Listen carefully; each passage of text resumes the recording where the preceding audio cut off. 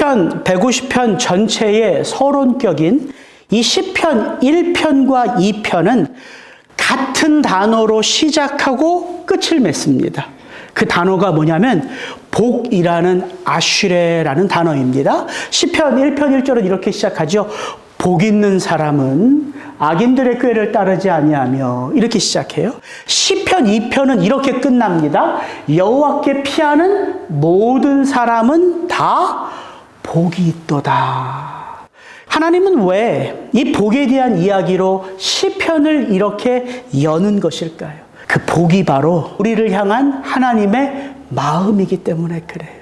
여러분, 우리가 진정 받은 복을 누리면서 잘 살아가기를 바라는 게 하나님의 마음이에요. 여러분, 성경은요, 창세기 1장부터 하나님의 이 마음으로 시작해요.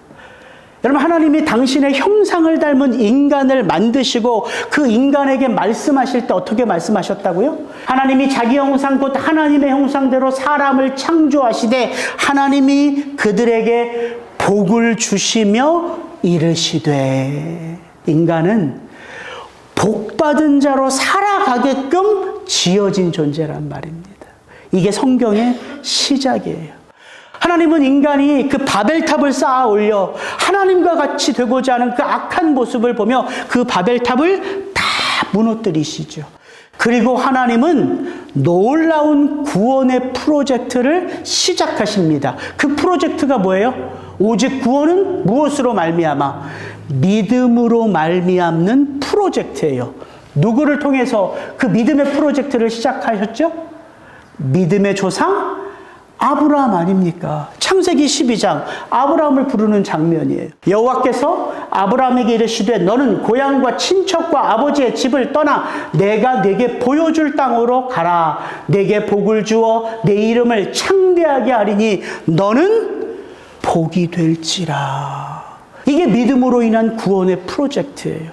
나라는 이 보잘것없는 인생 가운데 복의 근원 되신 그 예수 그리스도가 들어와. 이제 누가 복이에요? 내가 복이에요. 그게 구원이거든요. 뭘 내가 준 게 자랑할 게 있어요? 내가 하나님의 영광인데. 저와 여러분이 그런 자신감을 가지고 살 수 있기를 주의 이름으로 축복합니다. 그뿐만이 아니에요. 말씀이 육신이 되어 이 땅 가운데 오신 예수 그리스도의 그 첫 번째 가르침을 모은 게 마태복음 5장부터 7장까지 나오는 산상수훈입니다. 예수님은 그 첫 번째 가르침의 시작을 무엇으로 하셨어요? 우리가 그렇게나 좋아하는 팔복의 말씀으로 시작하셨어요. 심령이 가난한 자는 복이 있나니 하나님의 나라가 그들의 것임이라. 뿐만 아니라 성경을 마무리하는 마지막 책 요한계시록의 시작도 어떻게 시작하냐면 이 예언의 말씀을 읽는 자와 듣는 자와 그 가운데 기록한 것을 지키는 자는 복이 있나니 때가 가까움이라. 성경은 그 시작부터 마지막까지 우리의 구원은 바로 내가 복인 것을 알게 하시는 그 말씀으로 시작되었다고요. 그러니까 성경의 모든 곳이 우리에게 복 주시기를 원하는 하나님의 마음이에요. 하나님 왜 그렇게 복복하실까요? 마치 우리 한국 사람, 중국 사람처럼 우리 모든 거에 복자 새겨놓잖아요. 복자. 중국 사람은 복자를요 거꾸로 새겨놓는데요.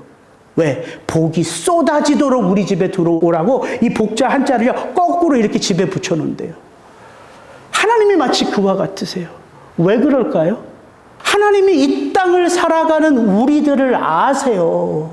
무엇 때문에 그렇게 갈급한지, 무엇 때문에 그렇게 울고 웃는지, 무엇 때문에 억울해하고 아파하는지 하나님이 아세요. 그런데 우리가 붙잡는 그 모든 복은 다 왜곡된 복이에요.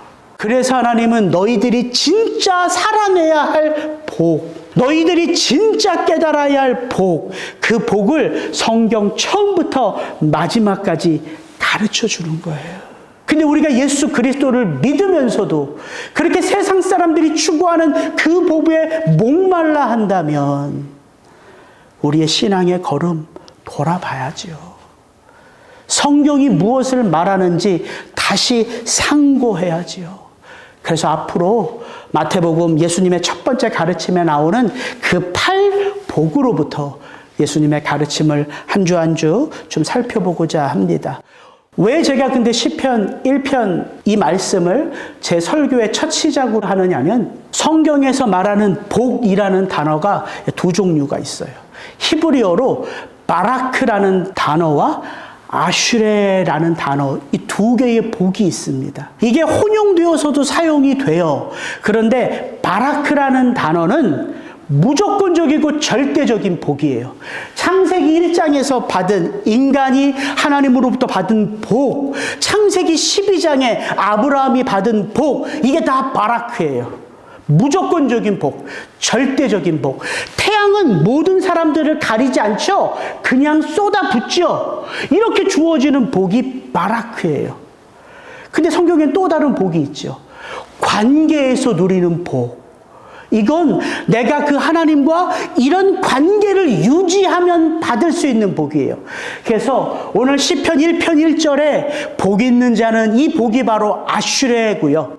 그 다음에 마태복음 5장 3절에 심령이 가난한 자는 복이 있나니 그 복도 아슈레를 번역한 단어고요. 요한계시록 1장 3절에 그 복, 이 말씀을 지키는 자는 복이 있나니 이 복도 아슈레의 복이란 말입니다. 그렇잖아요. 하나님의 그 약속의 말씀을 붙들고 그 말씀대로 살아낼 때 하나님으로부터 오는 복이 있잖아요. 이것을 우리에게 정확하게 보여주는 말씀 한 구절이 있어서 전도서 6장 2절 함께 한번 읽어봅니다. 어떤 사람은 그의 영혼이 바라는 모든 소원에 부족함이 없어 재물과 부요와 존귀를 하나님께 받았으나, 이거 어떤 복이에요? 그가 영혼에 원하는 모든 복을 하나님으로부터 받았어요. 이 사람은 어떤 복을 받은 거예요? 바라크의 복을 받은 거예요. 계속 읽습니다. 그러나 하나님께서 그가 그것을 누리도록 허락하지 아니하셨으므로 다른 사람이 누리나니 이것도 헛되어 악한 병이로다. 이 사람은 어떤 복을 못 받은 거예요? 그 복을 삶의 자리에서 하나님 안에서 누리는 아슈레의 복을 못 받은 거란 말입니다. 그래서 오늘 시편 1편을 여러분 잘 들으시면 마태복음 5장부터 7장까지 이 팔복과 산상수훈을 우리가 어떻게 읽고 어떻게 묵상하고 어떻게 이해해야 되는지의 그 키가 여러분 안에 깨달을 수 있습니다. 그렇게 사모하는 마음으로 준비하시기를 축복합니다. 시편 1편을 읽어보면 너무나 선명하게 우리에게 두 개의 선명한 이미지를 보여줘요. 시편 1편 1절 같이 한번 읽습니다. 복 있는 사람은 악인들의 꾀를 따르지 아니하며 죄인들의 길에 서지 아니하며 오만한 자들의 자리에 앉지 아니하고. 인생에게는요, 여러 갈래의 길이 있는 게 아니라 모든 인생에게는 딱 두 갈래의 길밖에 없다는 거예요. 이게 시편 1편이에요. 두 갈래의 길, 어떤 길입니까? 복 있는 자의 삶의 길, 악인들의 길이에요. 생명의 길이요, 멸망의 길이에요. 구원의 길이요, 심판의 길이에요. 이게 시편 1편이 우리에게 말해주는 인생의 두 갈래 길입니다. 근데 시편 기자는요, 그 두 갈래 길 가운데에 어떤 길이 더 쉬운 길 같으세요? 어떤 곳에 더 많은 사람들이 모여들까요?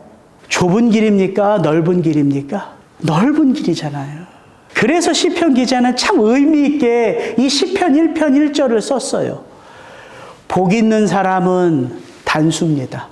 그런데 악인들, 죄인들, 오만한 자들 다 뭐예요? 복수예요. 여러분 당연하지 않겠습니까? 좁은 길, 좁은 문에 사람들이 몰려드는 게 아니라 넓고 화려하고 풍성한 그 길에 사람들이 훨씬 더 많이 모여들지요.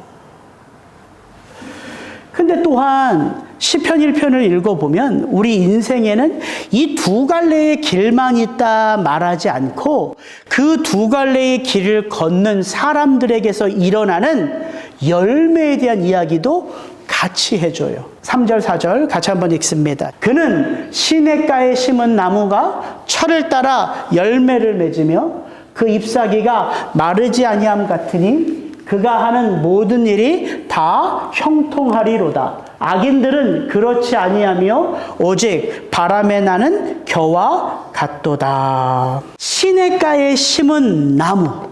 그래서 매 철마다 과실수를 맺는 나무. 이미지가 너무 선명해요. 혹시 나이 드신 우리 성도님들은 키질 해보셨습니까? 키질? 저는 시골에서 자라가지고 우리 할머니 키질하는 걸 봤어요. 이렇게 알곡을 쫙 키질하고 바람인들이 휘 날리면은요, 알곡은 떨어지고 껍데기는 날아가요.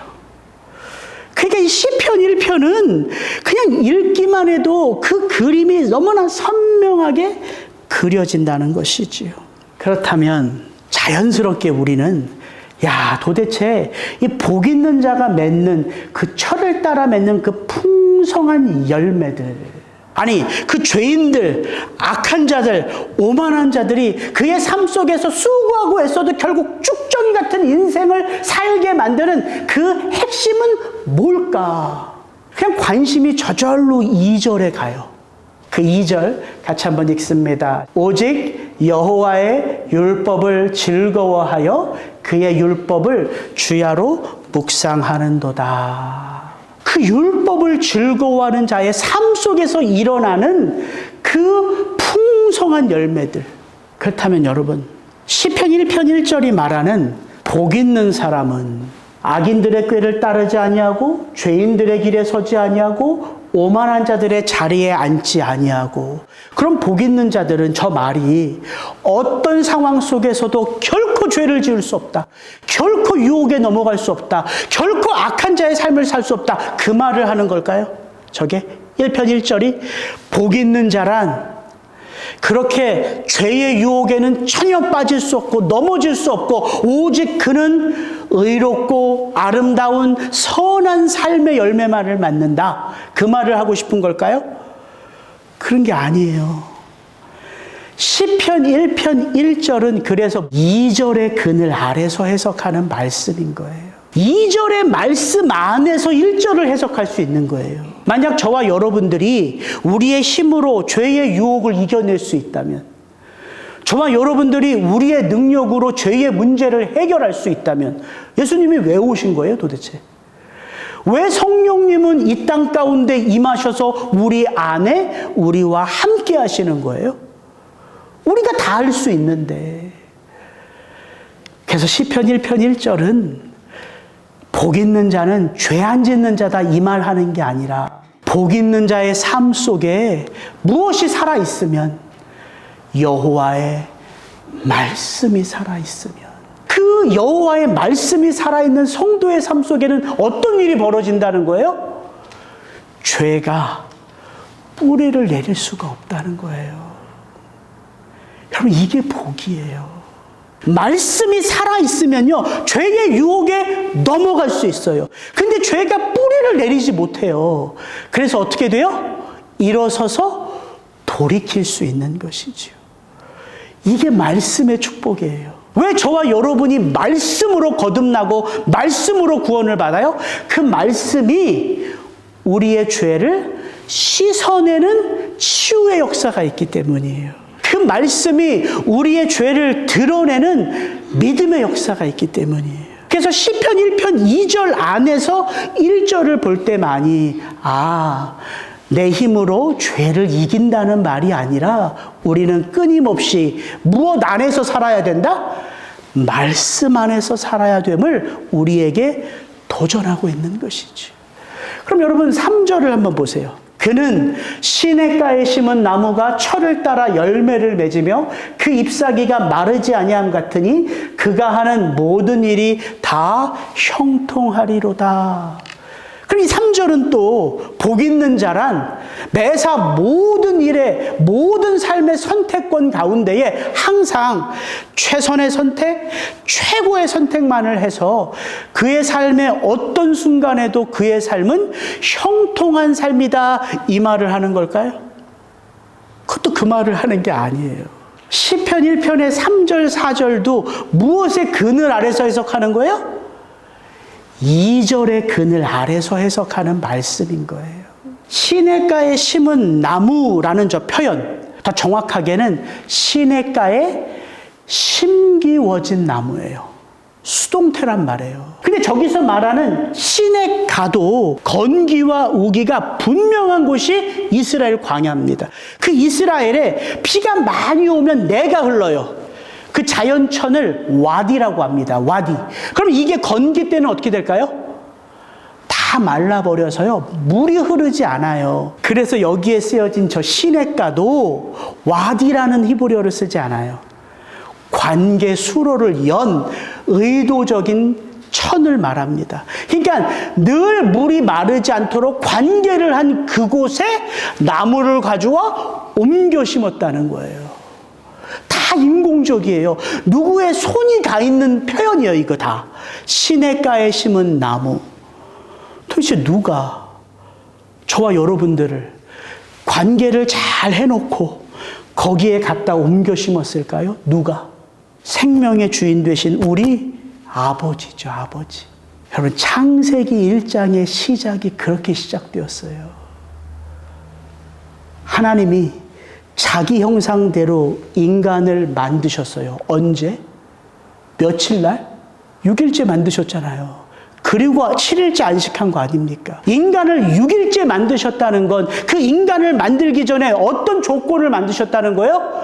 그 인간이 다스리고 정복하고 풍성하게 누릴 수 있는 모든 조건을 다 갖추어 놓고 인간을 만드셨다는 거예요. 그게 하나님의 마음이니까 마음껏 펼쳐봐라 너의 꿈을. 내가 너에게 아들의 복을 줬으니까 마음껏 누려봐라. 마음껏 살아봐라. 그래서 모든 조건을 다 갖추어 놓고 인간을 마지막으로 만들어 놓으신 거예요. 시편 1편은 바로 그 이야기를 우리에게 다시 들려주는 것입니다. 이게 복된 인생이라는 거예요. 우리가 마음껏 살 수 있도록 누구 안에서? 그 하나님 안에서, 그 말씀 안에서 살아가도록. 여러분, 형통이란 그런 거예요. 여러분, 형통이라는 것 우리가 어느 인물, 어느 사람에게 가장 정확하게 배울 수 있는지 제가 여러분 설교 여러 번 했습니다. 요셉의 삶이 형통의 삶이라고 말해요. 근데 요셉의 인생의 단면을요, 여러 면을 쪼개고 그 단면을 보면 요셉은 복받은 사람입니까? 안타까운 인생입니까? 안타까운 인생이잖아요. 아버지 사랑 받아서 버림받았어요. 이국 땅에 노예로. 열심히 살았는데 어떻게 됐어요? 그 주인의 아내로부터 유혹을 받아서 감옥으로 갑니다. 그 감옥에서 꿈 해몽을 해주고 제발 나를 좀 돌아봐 달라고 하는데 그 꿈 해몽을 통해서 회복된 그 술 맡은 간원장인가요? 요셉 잊어버려요. 요셉의 인생의 단면을 잘라보면 요셉은 형통한 인생이 아니라 저주받은 인생이요, 고난 가운데 인생이요, 안타까운 인생이에요. 근데 요셉의 그 전 인생을 단면을 잘라보지 않고 그의 전 삶을 들여다보면 요셉은 복받은 인생이에요. 왜? 그 모든 단면 속에 누가 함께 하세요? 하나님이 함께 하시잖아요. 애굽의 보디발 집에도, 그 보디발 집의 감옥에도 누가 함께 하세요? 여호와가 함께함으로 말미암아. 요셉의 삶은 누구를 드러내는 삶이에요? 하나님을 드러내는 삶을 살아요. 성경은 그 삶을 형통이라 말한다고요. 형통은 내가 쥐고 있는 곳으로 오지 않아요. 내가 누구 안에 살고 있는지를 깨닫는 곳으로부터 온단 말이에요. 그럼 우리가 아무리 많은 것을 쥔들, 그게 정말 복받은 인생일까요? 저와 여러분이 정말 원하고 바라는 그것들을 다 우리가 쥐고 소유하면 진정 복받은 걸까요? 기쁨이 있을 수 있죠. 우리 와이프는 벌써부터 그러면 발렌타인데이는 왜 그렇게 계속해서 나한테 주입을 하는지, 그날이 수요일임에도 불구하고 어디를 갈 수도 없잖아요. 수요 예배 와서 설교해야지. 예, 뭔가 선물 받으면 기쁘죠. 근데 그게 영원하냔 말이에요. 요한은 우리에게 분명하게 말합니다. 우리가 이 땅에서 쥐고 붙들고 누리는 모든 것들은 다 사라질 것이다. 기쁨이 있지요. 근데 사라질 기쁨이라고요. 없어지는 기쁨이라고요. 그래서 성경은 그 기쁨을 쾌락이라고 표현하는 거예요.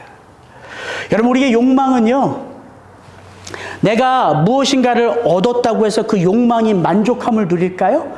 욕망은 그렇지 않습니다. 인간의 욕망은 끊임없이 우리를 허기지게 만들어요. 그래서 성경은 감사와 축복을 소유에서 찾지 않고요, 내가 누구냐 정체성에서 찾아요. 그래서 예수님이 팔복을 어떻게 시작한다고요? 누가 복이 있는 자다? 심령이 가난한 자는 복이 있나니. 심령이 가난하다는 말은 무슨 말이에요? 나는 오직 누구만을 바라보고 누구만을 의지한다? 예수 그리스도. 그게 가난한 심령이거든요. 그래서 팔복의 시작은 팔복 전체를 푸는 키예요. 심령이 가난한 자가 애통할 수 있고요. 심령이 가난한 자가 의에 굶주릴 수 있고요. 심령이 가난한 자가 온유할 수 있고요. 심령이 가난한 자가 화평할 수 있는 거예요. 여러분, 그래서 우리는 2절을 다시 돌아볼 수 있는 거죠. 도대체 여호와의 율법을 즐거워하여 그 율법을 주야로 묵상하는 삶이 무엇이기에 이렇게 복된 인생인가? 요 2절의 말씀을 좀 정확하게 우리가 이해하면 정말 복 있는 자의 삶에 우리가 한 걸음 한 걸음 내디딜 수 있는 것이죠. 저 2절의 말씀, 하나님의 말씀을 묵상하다 말하기 전에 그 말씀을 어떻게 한다고요? 즐거워한대요. 혹시 여러분들 가운데 이런 분들이 있습니까? 목사님, 저는 하나님의 말씀을 생각만 해도 입가에 미소가 띕니다. 저는 이 하나님의 말씀을 이렇게 가슴에 끼고만 다녀도 목사님, 하나님의 마음이 느껴져요. 내 뜻대로 살지 않고 욕망대로 살지 않고 하나님의 뜻, 하나님의 바람대로 살 수 있습니다. 이런 분들이 있으신 분 없으세요? 아니, 제가요, 이 성경책에 제 손 기도하고 딱 올려만 놔도요, 제 마음속에 설교 원고가 쫙 새겨지면 얼마나 좋을까요? 그런 분은 없어요. 그래서 제가 이 말씀의 의미 한 가지는 분명히 알겠더라고요. 주의 말씀을 알아서 즐거워질 수 있는 마음은 이 세상에 있다 없다? 없다. 없다예요. 말씀을 생각만 해도 즐겁고 말씀을 생각만 해도 기쁘고 없어요. 그런 분들은 없어요. 그래서 하나님이 우리를 무엇으로 낳으셨다? 말씀으로 낳으신 거예요. 인위적인 그 어떤 힘으로는 그게 안 되거든요. 그래서 아예 하나님이 우리를 어떻게 낳으셨다고요? 야고보서 1장 18절. 그가 그 피조물 중에 우리로 한 첫 열매가 되게 하시려고 자기의 뜻을 따라 진리의 말씀으로 우리를 낳으셨느니라. 하나님이 뭘로 우리를 낳으셨어요? 말씀으로 낳으셨어요. 그 의미를 베드로는 이렇게 봤습니다. 갓난아기들 같이 순전하고 신령한 젖을 사모하라. 이는 그로 말미암아 너희로 구원에 이르도록 자라게 하려 함이라. 너희가 주의 인자하심을 맛보았으면 그리하라. 말씀 안에서 태어났기에 우리는 다 무엇을 사모하게 되어 있어요? 말씀을 사모하게 되어 있어요.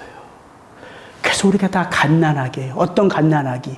그 신령한 말씀을 사모할 수밖에 없는 갓난아이. 갓난아이가요, 배가 고파서 우는데 그 엄마가 그 젖을 먹이려고 그 갓난아이 앞에 딱 갔는데 그 갓난아이가 그 그 우유를 이렇게 바라만 보면서 그 아이가 배불러질까요? 그런 갓난 아이 있습니까? 그 우유 젖병을 바라만 보면서 배가 불러와요. 그래서 울던 아이가 싹 얼굴에 웃음을 띠고 이제 배부르다는 듯이 그런 아이 있습니까? 없어요. 이게 시편 1편 2절의 의미라고요. 여호와의 율법을 즐거워하여 그 율법을 묵상하는 자는 즐거움이 있기 때문에 묵상하는 게 아니라요. 묵상할 수밖에 없기 때문에 묵상하는 거예요. 왜? 그게 유일하게 살 길이니까. 근데 그렇게 그 말씀을 묵상하면, 그렇게 그 말씀을 내 심령에 채우면 어떤 일이 일어나요? 말씀이신 하나님이 누구신지를 그 삶의 자리에서 알아가게 된다고요. 그게 구원이 말씀 안에서 자라가는 거라고요. 여러분, 우리가 인생을 살아가면서 정말 내가 최고의 선택, 최선의 선택만을 했기 때문에 우리 인생이 형통합니까? 여러분, 인생 그렇게 살아오셨어요? 우리 과거에 묶여 살지 않습니까? 그때 내가 엄마한테 그렇게 내뱉었던 그 한마디, 그때 내가 우리 자녀들을 위하여 이 선택이 최고의 선택이라 생각해서 그 선택을 했는데 그게 자녀들의 인생 가운데 장애물이 된 것 같고 올무가 된 것 같은 그 마음 때문에 짐진자로 우리가 두려움과 불안함과 염려로 살아가는 인생 없습니까? 우리 인생이 그렇게 후회와 아쉬움으로 점철되어 있잖아요. 근데 그런 잘못된 선택을 하는 그 인생 가운데 어떻게 여호와의 말씀 안에서 형통한 삶이라 말할 수 있습니까? 하나님 안에서 그 말씀이신 하나님과 더불어 인생의 길을 걷다 보니까 나의 잘못된 선택, 나의 잘못된 판단, 내가 내뱉었던 그 실수, 그 모든 것까지도 무엇을 위하여? 내 인생의 구원의 성숙을 위하여 하나님이요 끊임없이 합력하여 일하고 계신다고요. 여러분, 그게 말씀 안에서 사는 인생이고, 그렇게 그 말씀이신 하나님과 더불어 살아가면서 우리는 구원의 영광이 나를 살리는 게 아니라 나와 함께하는 영혼들 가운데 우리 모두를 살리는 하나님이신 것을 체험하게 되는 거예요. 6절 말씀 같이 한번 읽습니다. 물은 의인들의 길은 여호와께서 인정하시나 악인들의 길은 망하리로다. 1절 말씀과 한번 비교해 보세요. 복 있는 사람은 악인들의 꾀를 따르지 아니하며 죄인들의 길에 서지 아니하며 오만한 자들의 자리에 앉지 아니하고. 1절과 6절에 미묘한 차이가 있어요. 1절에 복 있는 자는 단수입니까, 복수입니까? 단수예요. 6절은 어떻게 바뀌었습니까? 복수로 바뀌었어요. 왜 바뀌었을까요? 그게 구원의 삶이에요.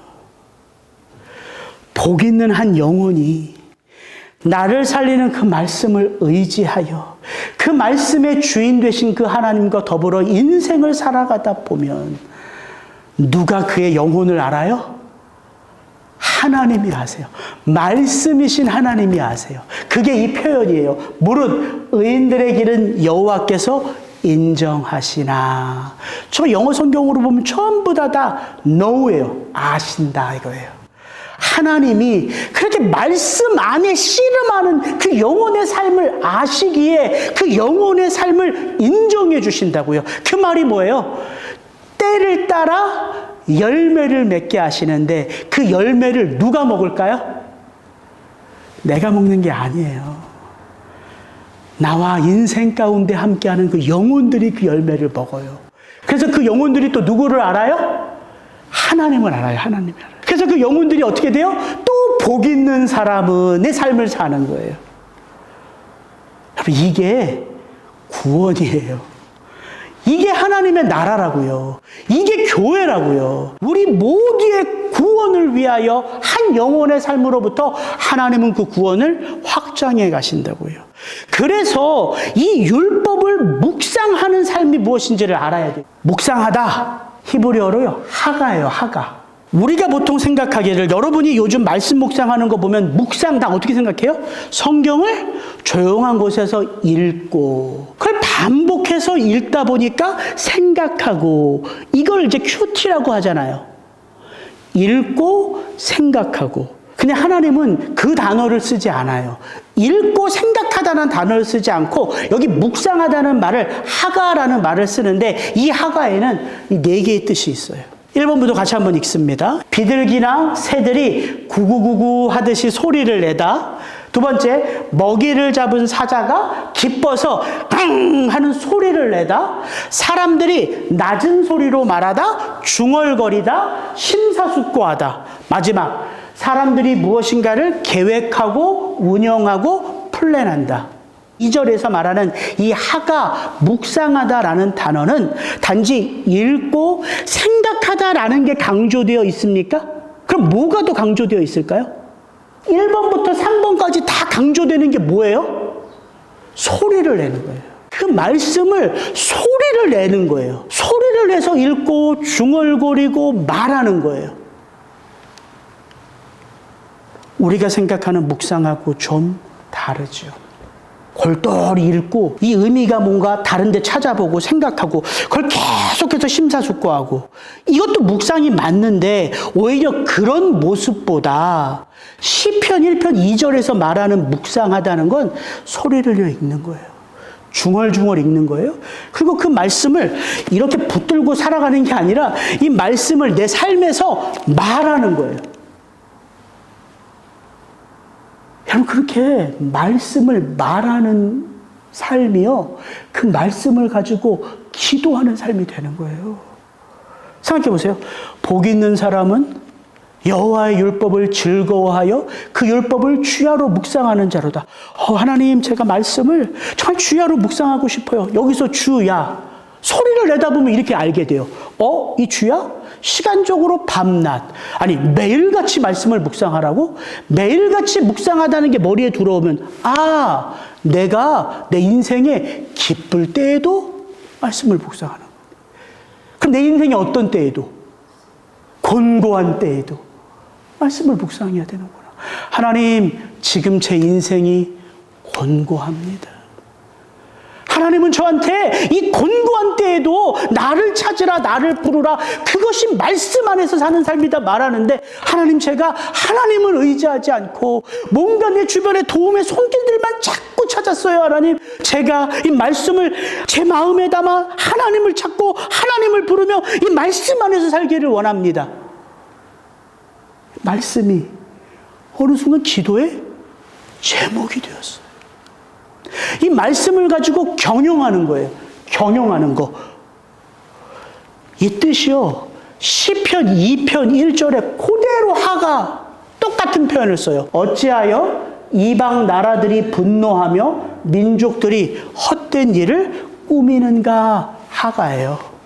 자, 이런 생각이 들었어요. 이 세상 사람들은 자기의 계획, 자기의 플랜, 자기의 욕망을 실천하는 데 있어서 두려움이 없어요. 이 세상 사람들은 용감하게 헛된 일을 꾸민다니까요. 주저하지 않아요. 근데 왜 우리는 이 하나님의 말씀을 가지고 내 삶을 플랜하고 계획하고 살아내는 데 있어서는 왜 이렇게 주저할까요?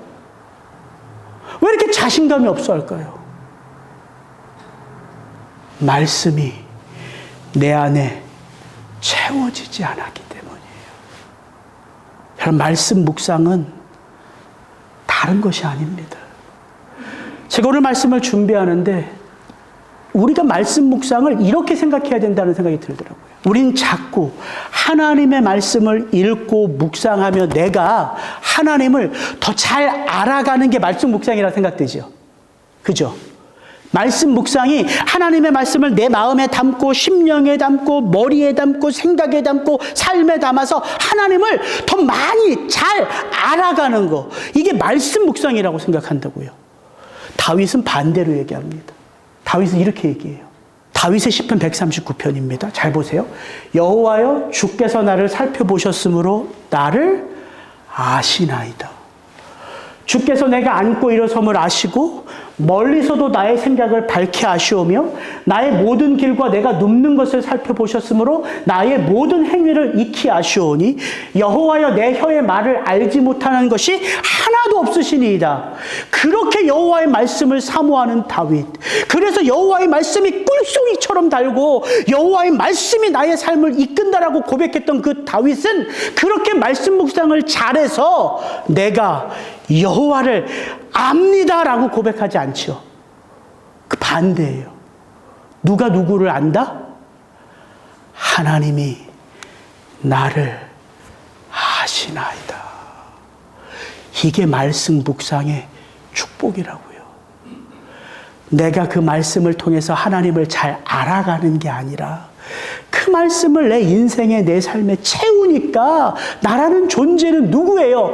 하나님이 아시는 자예요. 하나님이 복을 주시기 원하는 자예요. 하나님이 돌보시는 자예요. 하나님이 간섭하시는 자예요. 그래서 그 밑에를 보십시오. 내가 주의 영을 떠나 어디로 가며 주의 앞에서 어디로 피하리이까?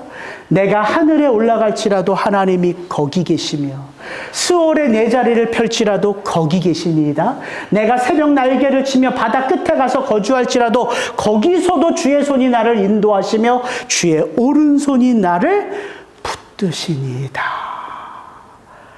내 삶의 그 어느 곳에서도 내 삶의 형편 그 어느 자리에서도 누가 함께하고 있음을 다윗은 깨닫습니까? 그 하나님이. 말씀 묵상은 하나님을 알아가는 데 복이 있는 것이 아니라 내가 그 하나님 안에 있음을 깊이 체험해 가는 거예요. 이것처럼 즐거운 게 어디 있습니까? 내가 이렇게 높이 있을 때에도 내가 이렇게 밑바닥에 있을 때에도 여호와가 나를 아시고 그가 나를 붙드시고 그가 나에게 복 주시기를 원하신다는 그 하나님을 내가 체험할 때에 움츠렸던 우리의 마음은 다시 펴지는 거예요. 여러분, 이 하가 이것으로 마태복음 1장부터 7장까지를 여러분 매일 한 번씩 읽어보세요. 매일 한 번씩. 하나님을 예수 그리스도를 알려고 하는 마음으로 읽지 마시고 그냥 그것을 1장부터 7장까지 매일 한 번씩 읽어보세요. 왜 예수님이 팔복을 말씀하셨는지, 왜 그 팔복이 심령이 가난한 자로부터 시작하는지, 그 팔복을 마친 다음에 예수님의 도대체 그 성도의 삶 속에 어떤 삶이 펼쳐져야 되는지를 말씀하시는지 그걸 한번 많이 읽어보세요. 여러분 안에 다가오는 풍성한 말씀의 은혜가 있을 것입니다. 같이 기도하겠습니다.